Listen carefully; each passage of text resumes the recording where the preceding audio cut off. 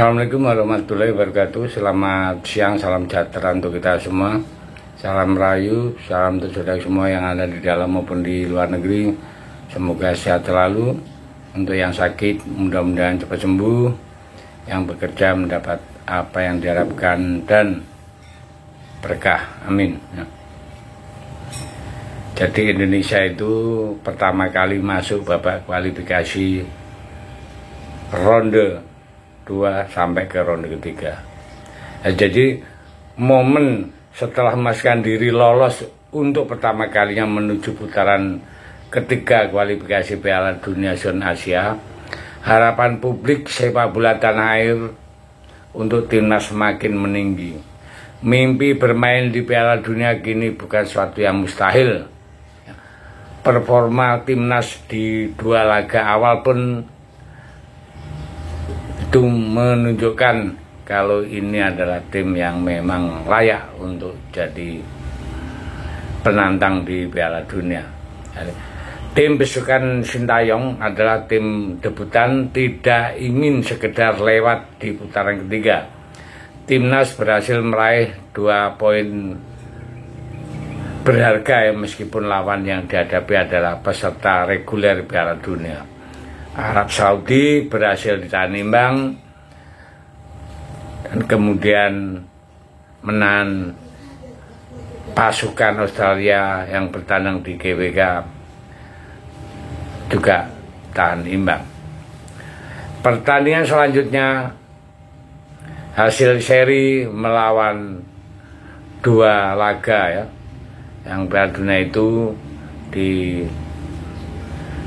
dimaknai bahwa timnas Indonesia itu sudah mulai kuat. Nah, agaknya menimbulkan hegemonia dan antusiasme luar biasa di kalangan pecinta sepak bola. Memasuki laga ketiga, target awal Indonesia adalah meraih kemenangan lawatan ke Rifa Bahrain serta Qingdao Tiongkok. Harapan bisa dimaksimalkan untuk meraih 3 angka. Sayangnya seperti yang terjadi pada 2 laga awal, penampilan Indonesia tidak sesuai yang diharapkan ya. Bedanya kali ini perubahan performa ini muncul dalam konotasi negatif. Alih-alih meraih 6 poin, Indonesia justru cuman meraih 1 poin dalam laga melawan Bahrain di Rifa, serta laga melawan Tiongkok di Qingdao hasilnya kontrol. Kita kalah ya hasilnya dan ya 0. Memang dengan melawan di Bahrain ya banyak kontroversi ya, membuat Indonesia harus menunda dulu rencana naik peringkat 2 besar untuk mendampingi Jepang. Namun pada akhirnya Indonesia benar-benar makin menipis setelah eksperimen berbahaya Sintayong berbuah kekalahan melawan Tiongkok. Indonesia kini dicerca di posisi kelima klasemen berkat raihan 3 poin dari 4 laga.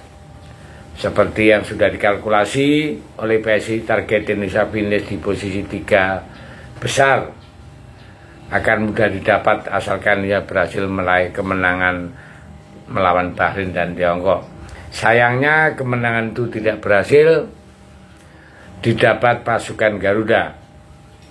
Di dalam laga berikutnya bisa dibilang laga paling sulit yang bisa dimainkan Indonesia di grup C. Setelah lawatan di Tiongkok, Indonesia menyudahi perjalanan di jeda internasional bulan Oktober. Selanjutnya bulan November mendatang pasukan Garuda akan menyambut tim kuat di Asia, yaitu Jepang ya. Jadi Jepang adalah sesuatu yang sangat kuat dan nyaris tidak realistis kalau kita menargetkan menang. Apalagi kalau melihat profil Jepang, Asuhan Memoriyasu ini sangat-sangat mendominasi di grup ini. Samurai Biru sedang dalam kondisi terluka ketika mereka melawat ke Australia ya, karena ditahan imbang 1-1. Tapi namanya Jepang, dia juga punya performa yang memang sudah jadi. Hal itu tidak menjadi beban bagi Jepang ya.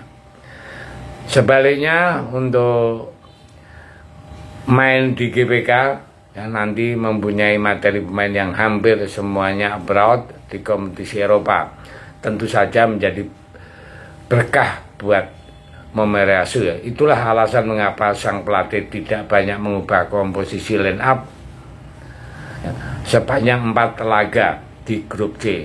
Baginya mengubah komposisi pemain harus dilakukan secara hati-hati supaya tidak merusak chemistry antara pemain. Bicara soal kualitas, Jepang tidak perlu diragukan lagi. Pasukan Haji Momerasu sejauh ini telah meraup 10 poin yang menempatkan mereka di puncak klasemen. Catatan 15 gol membuat pasukan Samurai Biru menjadi tim paling produktif di ronde ketiga dengan profil mentereng ya. Itulah yang membuat Jepang betul-betul mirip tembok yang tidak pernah tergoyahkan. Nah, di laga GBK Indonesia minimal punya target juga bisa menahan imbang agar bisa melangkah lebih jauh. Nah, setelah melawan Jepang, kita juga akan menyambut tamu Arab Saudi. Nah, ini juga sama-sama kuatnya, tapi kalau dibilang masih ada harapan lah untuk meraih poin 1 atau bisa melangkah ketiga. Karena di tandang kemarin Garuda bisa meraih 1 poin. Secara hitung-hitungan harusnya bahwa kalau kita menjamu Arab Saudi bisa mencari poin 3 ya. Itu adalah teoritis, tapi di lapangan kan akan berbeda ya. Mudah-mudahan semua dukungan kita, semua doa kita, semua 280 juta penduduk Indonesia berdoa sama-sama, mudah-mudahan jadi kabulkan dari Yang Maha Kuasa. Oke, saya pikir itu kita masih ada harapan untuk melangkah lebih jauh ke Piala Dunia tahun 2026. Terima kasih. Merdeka.